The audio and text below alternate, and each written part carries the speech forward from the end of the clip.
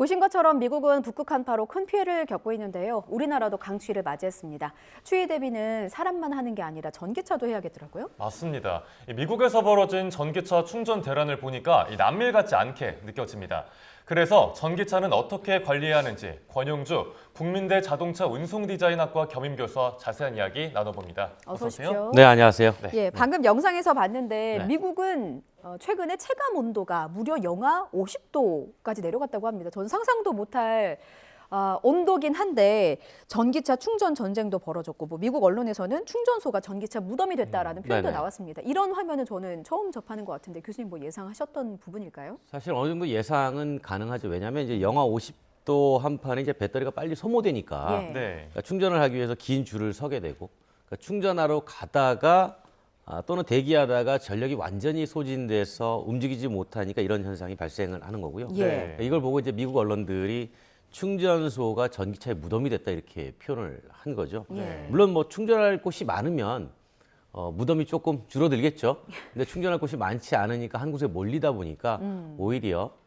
방전되고 정지되고 이런 현상이 벌어지게 되는 거죠. 네, 그런데 우리가 전기차가 추위에 좀 약하다는 건 익히 네네. 알고 있는 사실이기도 하고 왜 겨울철에 스마트폰이 갑자기 뭐 꺼진다거나 그렇죠. 이런 사례도 있잖아요. 그런데 이렇게 추운 날씨에 뭐 전기차 성능이 떨어지는 이유는 뭘까요? 그러니까 방송하시는 분들도 보통 이제 야외 촬영할 때 날씨가 저온이면 예. 배터리가 빨리 방전되는 걸 많이 경험하잖아요. 네. 그러니까 기본적으로 전기차는 배터리에 저장된 전력으로 바퀴가 구동이 되니까 예. 이 배터리는 이제 화학 반응을 통해서 전기를 저장하고 내보내는 기능을 한단 말이죠. 근데 이 화학 반응이 온도에 네. 영향을 받는 겁니다. 그래서 온도가 심하게 차가워지면 화학 반응 속도가 느려지게 되는 거고요. 그러니까 전기를 담는 것도 오래 걸리고 사용할 때 빨리 소모되는 거죠. 그러니까 배터리 내부에는 전자가 이동하는 통로가 있는데 이게 액체이기 때문에 기온이 내려가면 전자가 지나갈 때 좀 힘들어합니다. 이걸 흔히가 이제 저항성이 올라간다 이렇게 표현을 많이 하거든요. 예. 그래서 겨울철이 되면 아무래도 전기차든 모든 배터리 관련 제품들은 이제 차가운 기온에서 성능이 조금 저하되는 그런 경향이 보이죠. 그렇군요. 최근에 또 많이 나오는 단어가 네. LFP 배터리라고 합니다. 이 배터리가 추위에 더 취약하다는 말이 있는데 뭐 어떤 소재이기 때문에 이런 말이 나오는 거예요? 그러니까 LFP는 아래 L은 리튬이고 예. 네. FRP는 인산과 철과 인산을 이제 의미하는 거거든요. 예. 그래서 보통 뭐 리튬 철 인산 또는 리튬 인산 철 이렇게 부르는 건데 상대적으로 좀 가격이 저렴합니다. 그렇기 때문에 중국을 중심으로 저가형 전기차에 많이 사용을 하는 중이고요. 예. 근데 상대적으로 가격이 저렴하다는 건 어딘가 단점이 있다는 얘기겠죠. 네. 그 단점이 전기를 저장할 수 있는 능력이 조금 떨어집니다.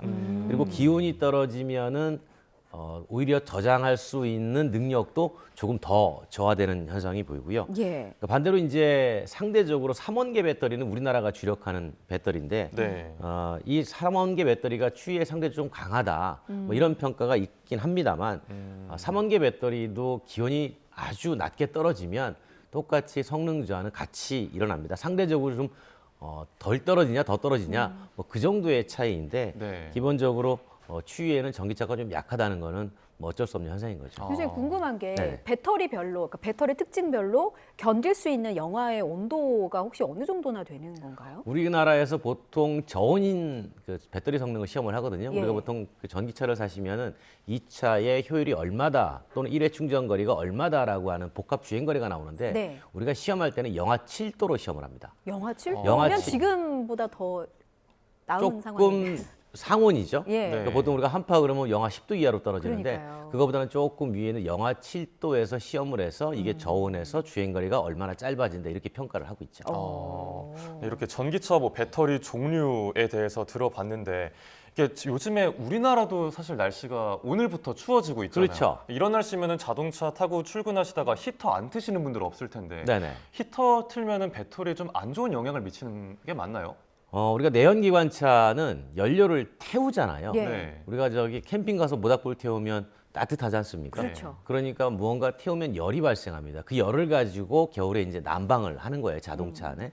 근데 전기차는 무언가 태우는 게 없으니까 난방을 하긴 해야 되겠고 예. 그러려면 쓸 수 있는 게 전기 난방밖에 없잖아요. 네. 그러니까 안에 있는 전기를 끌어다 쓰니까 조금이라도 더 주행할 수 있는 전기를 난방에 갖다 끌어 쓰는 겁니다. 아. 그러니까 주행 거리는 조금 짧아지게 되죠. 그래서 이런 단점을 보완하기 위해서 요즘 자동차 회사들이 히트 펌프라고 하는 기술을 접어넣기도 하는데 예. 근데 이런 건 뭐냐면 보통 에어컨 켜면 안에는 시원하지만 실외기로 가면 뜨거운 바람 나오죠. 그렇죠. 이제 이런 방식을 동일하게 활용을 하는 겁니다. 그래서 냉매 순환을 통해 가지고 외부 열을 안으로 좀 가져와서 쓰려고 하는 그런 기술 노력도 많이 하고 있는 거죠. 그래서 히트펌프가 장착된 차종들이 상대적으로 예. 겨울철 주행거리가 조금 더 높아지는 그런 기술적 장점을 갖고 있습니다. 요즘 그 도로에 전기차 진짜 많이 보이던데 네네. 소유하고 있는 차량이 히트펌프 기능을 갖고 있는지 없는지도 좀 따져 보셔야 될 것 같다는 생각이 드네요. 네, 실제로 국내에 나와 있는 전기차 중에는 예. 히트펌프 기능이 들어간 차가 있고 들어가지 않은 차가 이제 구분이 돼 있습니다. 그렇군요. 앞서 그 전기차가 견딜 수 있는 영하권의 차량 온도 그 시험을 할 때 네네. 영하 7도라고 하셨는데 오늘은 영하 8도 밑으로 떨어졌고 내일은 영하 14도까지 떨어지는 걸로 예보가 돼 있는 그렇죠. 상황이거든요. 그러면 오늘도 그렇지만 내일은 히터를 더 틀면서 이 추위를 견뎌야 되는 상황이잖아요. 그럼 주행거리는 더 짧아지겠죠. 이게 어느 정도 그럼 미리 충전을 좀 해놔야 되는 겁니까? 그렇죠. 그래서 겨울에 전기차 운행하시는 분들은 이제 그 몇 해 지나고 나니까 예. 요령들이 생겨가지고 네. 이제 미리 실내에서 충전을 다 해놓고 밖으로 나가시고 그리고 이제 본인들이 판단하실 때도 자동차 안에서 지금 배터리 잔량이 얼마 남고 몇 킬로미터 주행할 수 있습니다라는 그 계기판의 예. 정보를 신뢰하지 않습니다. 아, 그래요? 네, 왜냐하면 이거보다 충분히 더 떨어진다라는 걸 미리 예측을 하는 거죠. 그래서 사전에 본인이 이동할 경로와 거리가 있으면은 그걸 미리 파악해서 중간에 한 번 정도는 충전을 해야 되겠구나라는 그런 생각들을 하시죠. 전기차 소유주는 노하우도 많아야 되겠군요. 그럼요. 네. 예. 이게 참 계기판을 신뢰할 수 없다는 게 한편으로는 어떻게 보면 좀 전기차 운전하시는 분들은 그만큼 노하우가 많이 쌓인다고 봐야 될까요? 그 계기판을 신뢰할 수 없다라는 게 뭐 네. 100% 신뢰할 수 없다라는 게 아니라 겨울철에는 상대적으로 기온에 따라 가지고 배터리의 변동성이 커지니까 이제 예. 그런 부분을 감안한다는 것이고요. 또 상대적으로 상온에서 여름 같은 경우에는 오히려 본인의 기대보다 주행거리가 더 늘어나는 경우도 있거든요. 반대로 늘어나기도 하는 그렇죠. 왜냐하면 내연기관하고 똑같아서 본인의 운전을 어떻게 하느냐 이 운전 습관도 꽤 중요하게 작용을 합니다. 예. 네. 만약에 예상치 못해서 뭐 이제 막 전기차를 타기 시작한 분들이 있어서 네네네. 전기차의 특성을 미처 다 숙지하지 못한 경우가 있을 수 있잖아요. 네네. 가다가 뭐 중간에 멈추거나 이런 경우가 생기면 어떻게 대처를 하는 게 좋겠습니까? 일단 긴급 출동을 불러서 견인을 할 수가 있고요. 네. 과거에는 이제 그 차가 멈춘 곳에 와서 조금 충전을 해주는 사례도 있었거든요. 요즘은 충전해주지 않고 견인을 해서 충전소가 있는 곳까지 데려다 줍니다. 그런데 이제 겨울철이 되면 여름에는 대부분 우리가 그 주유 경고등 같은 경우에는 내연기관 하시는 분들은 불이 들어와도 안심을 합니다. 네. 여기저기 주유소가 많거든요. 예. 물론 식은땀 좀 날 수는 있지만 근데 이제 전기차 타시는 분들은 배터리 잔량이 한 30% 정도만 남아도 그때부터 긴장을 하기 시작해요. 충전할 곳을 찾아 헤맬 수 있다는 거죠. 예. 근데 겨울철에는 그거보다 조금 더 보수적으로 생각을 해서 한 40% 정도 남았다 그러면은 충전을 해야 되겠다라고 생각해서 미리미리 충전을 해주시는 게 좋은데 문제는 이제 충전할 수 있는 곳이 네. 생각보다 찾기가 어렵거나 예. 아니면 막상 충전소에 갔는데 앞에 대기줄이 미국처럼 많이 있는 경우죠. 예. 그럼 이제 무덤이 발생하는 경우가 생기는 거고요. 그렇죠. 그러니까 아까 보신 미국 것처럼. 같은 경우에도 지금 이런 무덤이 발생하는 이유는 전기차가 상대적으로 많이 늘어날 때 미국의 예. 충전 인프라가 생각보다 빨리 안 늘어났어요. 그러니까 충전은 자주 해야 되잖아요. 예. 기온이 떨어지니까 배터리가 자주 소모가 되니까 충전도 자주 해줘야 되는데 네. 평소에 한 번 할 사람이 두 번 하게 된단 말이에요. 그럼 모든 사람이 두 번 하게 되니까 충전기에 동시에 몰리게 되는 거죠. 예. 이제 그걸 대비해서 미리 인프라를 많이 해놨어야죠. 왜냐하면 눈이 많이 오고 추운 나라 중에 하나가 노르웨이죠. 예. 네. 노르웨이가 전기차가 지금 상당히 많이 보급된 나라인데 노르웨이는 이런 문제가 없어요. 그 왜냐하면 전기 자동차가 늘어날 때 그리고 기온이 떨어진다는 걸 알기 때문에 미리 노르웨이도 충전 겨울에 인프라를 엄청 춥잖아요. 엄청 춥죠. 예. 저 두 번 갔었는데요. 예. 정말 춥습니다. 그런데도 전기차 이용하는 사람들이 아무 문제가 없는 것이 모든 주차면에다가 충전기를 다 달아놨어요. 그러니까 그거는 이제 인프라를 먼저 만들어 놓고 그 다음에 보급을 적극적으로 했을 때 이용자의 불편함이 사라진다라는 거죠. 네. 그런 점은 좀 배워야 되겠네요. 일단 충전 인프라 부족의 문제 때문에 미국에서도 전기차 무덤이라는 사태가 발생을 했고. 그렇죠. 근데 미국의 그 상황을 보면 북극 한파가 전기차만 얼린 게 아니라 전기차의 그 충전기까지 얼렸다고 하거든요. 근데 네네. 우리나라의 경우도 얼 가능성은 없는 것인지. 그러니까 영하 10도 아래로 내려가는 그 강한 한파가 좀 최근에 자주 발생해서요. 이런 미국이 얼면 예. 우리나라 충전기도 얼겠죠. 부분도. 그렇죠. 왜냐하면 사실은 영하 57도면 내연기관도 얼어요. 그러니까 무슨 얘기냐면 우리나라 같은 경우는 내연기관의 연료가 영하 24도에 예. 경유가 버티도록 돼 있거든요. 예. 네. 만약에 57도 정도면 우리나라의 기름도 버티기 어려운 수준입니다. 예. 그렇기 때문에 기본적으로 충전기에 언다 안 언다 뭐 이런 것보다는 미국이 급속 충전기 숫자를 생각보다 많이 늘리지 못했다라는 점을 좀 지적하고 싶은데 그거에 비하면 우리나라는 급속 충전기가 많으냐? 더 적습니다. 아. 그래서 만약에 진짜 이런 일이 벌어지면 예. 우리나라 더 큰 일 나요. 아. 우리나라의 급속 충전기 비중이 미국이 한 22% 되는데 중국이 한 40% 되고요. 예. 유럽만 해도 한 10% 넘습니다. 한 15% 예. 정도 되는 우리가 10% 내외밖에 안 됩니다. 그래서 환경부도 이대로 두면 안 되겠다 싶어서 전기차의 급속 충전기를 앞으로 좀 빨리 확대를 해야 되겠다라고 판단을 한 것이죠.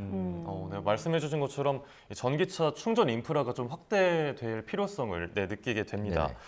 그런데 이 전기차면은 많은 분들이 머릿속에 떠올리시는 두 글자가 화재일 것 같아요. 네네. 이게 잊을만 하면 발생하고 또 발생하는데 이게 배터리가 한 번 붙으면은 불이 안 꺼져서 막 소방에서 뭐 진압 훈련도 수시로 하고 이러는데 이 전기차 화재 진압이 까다로운 이유를 좀 설명해 주신다면요.